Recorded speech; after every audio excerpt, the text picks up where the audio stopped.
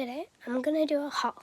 These are the things I got. Sorry for my voice, I'm a little bit sick.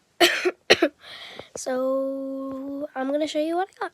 Okay, starting off with makeup, first I got the 17 Ultimate Grip Setting Spray.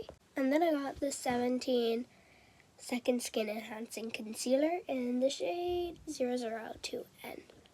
Then I got the Days Lip Butter Balm in Very Vanilla, and look, it has these little like flower charms. Oh, like they're so cute. Okay, this isn't really makeup, but I'm just gonna show you anyway. So I got this pink tweezers and this eyelash curler. And like one more thing for like beauty, I just got these like gold bobby pins. Okay, next I went to Smith's and I got this cute little hedgehog Palm Pals. And look, he's so cute. His name's Hedgie the Hedgehog.